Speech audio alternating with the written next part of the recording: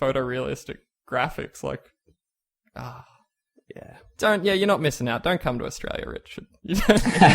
But if you do, give us a call and maybe we can hang out. I will do, don't worry. We have beautiful beaches. Oh, you do. That is true. That is true. I mean, they're littered with sharks and jellyfish. Yes. You do have beautiful beaches. I feel like you're now slandering Australia a little bit. Not littered with jellyfish. There are definitely jellyfish. Just don't go up to the northeastern coast, because you will get a box jellyfish and that will actually kill you. Actually, there was just a recent shark attack as well, like just 2 weeks ago. Hey, look, if you just stay in the coves, you're totally fine. They can get into the coves. Wait, just stay on the plane, I'll be fine. What are you going to watch out for in Scotland? The cold? Yeah, the cold, the snow, and actually, man, not much snow. Really, it's just wet. Really, it's just wet. Just constantly damp. You just gotta watch out for it. Just constantly damp, and then people get grumpy, and that's really it. You gotta watch out for the seasonal depression. Yeah, exactly. Yeah, exactly. That's a good point. That's a good point. That's a good one too. That is definitely a killer, but no, Scotland's fine. And actually, I do quite fancy Australia. And I must admit, I joke about it, but I do. I definitely want to check out. I think it would terrify me, but it's one of those things that I think the stories you hear from Australia are probably more rare occurrences. But because I'm not there, that's what I hear. That being said, I didn't want to alarm you, Govinda, but not only did I see a spider scurry across that window, there was also a weird rabbit at the window. Just moments ago. Where are we? Like, what is happening? I live sort of in the countryside. There's a whole lot. There's just a lot going on out here. All right. Well, it's behind me, so I'm going to pretend it's not there, and let's just push on with the news. Okay. I'm going to butcher this name. I'm just going to be honest with you guys. That's okay. So Assassin's Creed head of content Isaiah Aymar announced on Twitter that works on the upcoming movie based on Ubisoft's franchise has wrapped up filming. With the project entering post-production, we can expect to see it arrive in theaters on December 21st, 2016. The Assassin's Creed movie is set to feature a new story and characters will share the same universe with the video games. The story will revolve around Callum Lynch and his ancestor Aguilar from 15th century Spain. Spain. They're going for a holiday movie. Really? Christmas movie by the sounds of it. Oh, could you imagine? A very Assassin's Christmas. Well, no, I'm not saying a Christmas. They're launching, they're releasing it December 21st, so they're going for like the holiday, or at least here, it's our holidays. Yeah. That'll be interesting to see how it fares against the inevitable Star Wars movie and whatever else is going up. It's going to get stomped. How do you feel about that, Richard? Have you heard of this? No, I have, yeah. I must admit, I'm kind of bored a little bit by Assassin's Creed. We're with you. There's just so many at the moment. I mean, I still love the concept, and I think it's a cool idea. It's just, I think if it was maybe every couple of years, I'd be more excited by it. But to me, it's just another one of those games that comes out, and I'm like, maybe one day. But that one day will never come. Yeah, we're both pretty sporadic Assassin's Creed players. Last one I played was Black Flag. And me too. I think they talked about starting to do it every 2 years now, because I think they're also they're probably figuring out the same thing, that people are kind of getting a little over it. Well, I saw Assassin's Creed India just popped on PSN. Yeah, but that looks like I'd heard nothing of that, and suddenly it's just there. I was like, what are you doing? What is that, the Chronicles one? Yeah, it's like the China one. Yeah, it's not a full Assassin's Creed. It's kind of almost looks like a mobile game. Which is weird. It's like, why bloat it even more? Like, we had Syndicate last year, and Unity, was that last year too? Yeah, it was, yeah. Okay. Wow. Did you ever play those? No, I didn't. No. I was interested... Oh, sorry to cut you off. No, on you go. Yeah, I was interested in Syndicate. Big history buff. That's the worst part. Like, I love history. This should be my favorite game series. No, we spoke about it before. That they need to fix up some gameplay problems that they seem to just ignore with every iteration, and then they add other things that seem to make it bug out more. I love Black Flag, but if I have to chase someone and I run up a wall one more time, I'm gonna lose it. And I'm just really sick of following people. Yeah, just always with the following. I think if they take a couple of years to sort it out, it'll probably be good for them. Yeah, give their fans a rest and give them time to kind of polish up a little bit. All right. Yeah. No, I agree. Did they not just announce, I could be wrong here, but did they not just announce an Egypt variant of Assassin's Creed? It's coming out. But I think they said 2017. And I think Right, cool, yeah. I'm not sure if they confirmed that. That was Empires, wasn't it? Yeah, the one in... Yes. It leaked or something. Something happened. Yep.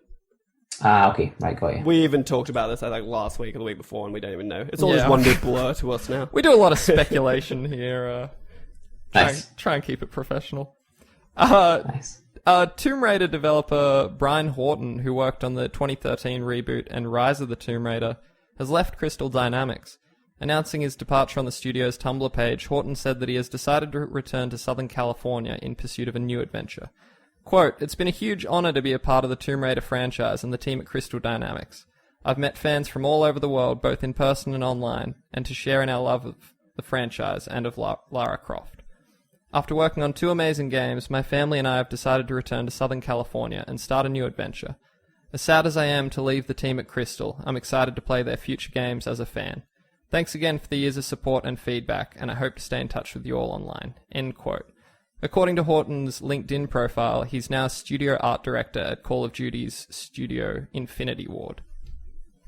Richard, have you played the new Tomb Raider? I've not, no. I do have an Xbox, and it comes out on PC, I think, next week.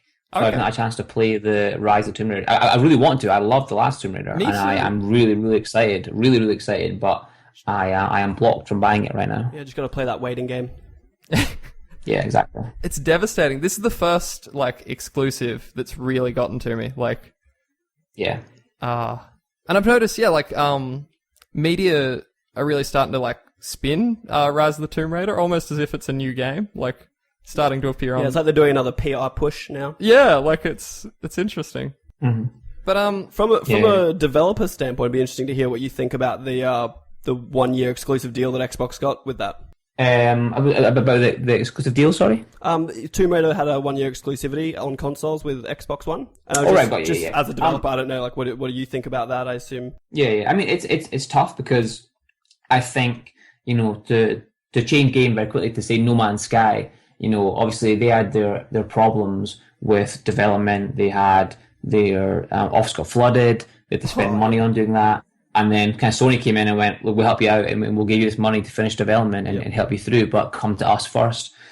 I think it makes sense for a lot of studios. I think if you're small and you can really get help with that development cost to get your game out there, I think it makes sense. I mean, look at Rocket League, for example. That was PS4 and PC exclusive for a while, but it's now coming to Xbox. I think soon, maybe now or very, very soon. So, and that's really helped them get the game out there, and they got a lot of publicity and press from that. So I think it makes sense. I think for Tomb Raider it was very strange because obviously I don't know about their finances or about what their goals are, but they seem to me like a really big studio at Crystal Dynamics, and the last Tomb Raider did so well, I think anyway, on PS4 and PC. I could be wrong with that, but I think it seemed to do really well, and I do wonder if short term they maybe took a nice gain from getting money from Microsoft, but long term, what's going to happen? And we won't know until next November when it comes out of PS4. Maybe it'll be completely fine, and actually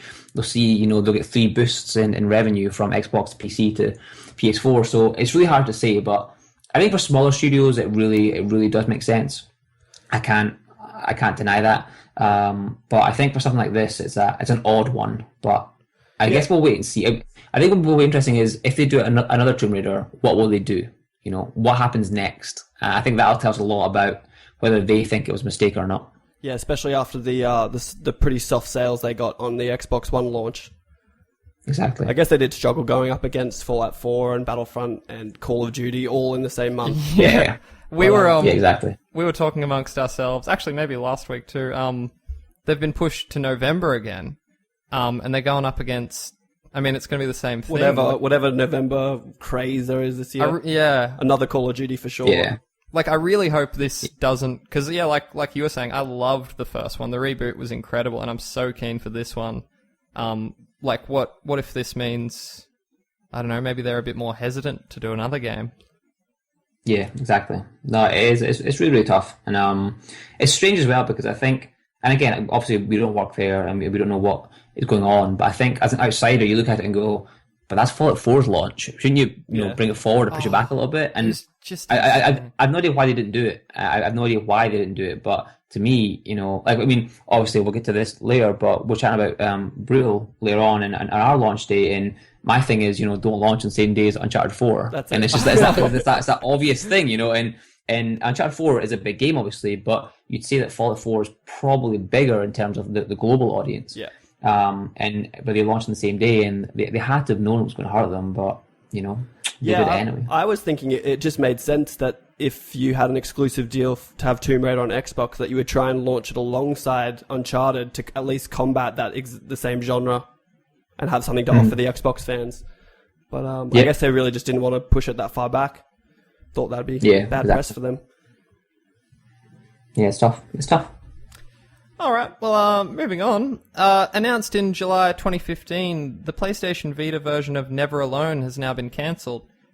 Taking to the game's Twitter account, developers Upper One Games and Eline Media explained that technical issues led to the cancellation. Quote, "For those who have been asking, we're sorry, but unfortunately we won't be able to bring Never Alone to the PS Vita. We tried our best, but couldn't overcome some technical challenges in bringing the game to the Vita." End quote. First released on PS4 in December 2014, Never Alone then came to PS3 in December 2015. Oh, sorry, the other way around. My bad. A piece of DLC titled Foxtails was made available on PS4 in July. Are you familiar with this game, Richard?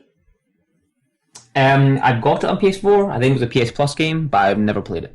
See, I played a little, but it was one of those ones, we've kind of covered it a bit. It's a game I was waiting for on Vita. Right. There's just a select few games that in my head just would be better for a handheld. Yeah. But that's it kind of makes me worry about the Vita and its future as technology progresses and whatnot, and it's going to start being pretty limited in what it can do versus a PS4 and any games that come out for that. Yeah. You're a Vita fan, you said? Yeah, I am. Yeah, I've got it sitting right in front of me, actually. I really enjoy it. Me too. There's something about it. It's just so...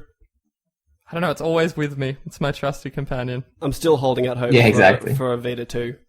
Yeah, just fix some of those little issues. I want it to, but who knows? Probably jumping the gun a little bit here, but did you guys ever consider a Vita version of brut-l?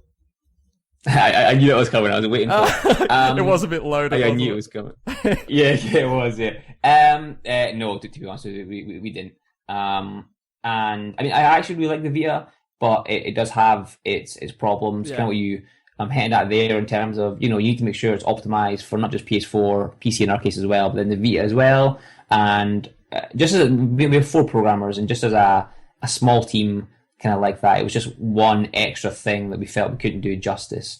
And, if we were to do Vita as well, we have to cut something else. We have to, spend less time on something to make the Vita version as good as it could be. And for us, it just didn't really work out. I think we'd love to do it because we do love the Vita, and we do think brut-l could be good on it. Roguelikes always do well on Vita, in my opinion anyway. But it has its own set of problems, which mean as a small developer we can't quite dedicate time to it. Now obviously if the game takes off and it's a runaway success and there's demand for it, maybe long term, but right now we're purely focused on trying to get the PS4 version as good as it can be, and then we can maybe take it from there, but right now no plans, although we are fans of the Vita. We do think it's a great little device. It's the little handheld that could. Exactly. And I assume as a developer, you kind of want your game to shine as best as it can, and sometimes games like I think of like Dead Nation that came out on Vita. Yeah, that was, and it just didn't control like it needed to. Just exactly. the sticks are just a little bit too small, and the area is a bit too small for that to do what you need. So it's exactly. And exactly, and I think as well that I think I can't remember who said it before, but a bad game, you always remember a bad game. Yeah. But a game that was late or was not coming to the platform you want isn't remembered as badly, if that makes sense. So I think for us, we'd rather have people think our game as a high quality product and not sort of dampen the experience. Yeah, for sure. Well, I hope that somehow it comes across because, like you said, roguelikes are perfect. Rogue Legacy was my jam for a long time on my Vita. Nice. All right. Good game. Moving right along. Kickstarter has released its funding statistics for 2015, revealing that video games raised more than $46 million last year through more than 480,000 backers. According to a blog post on the website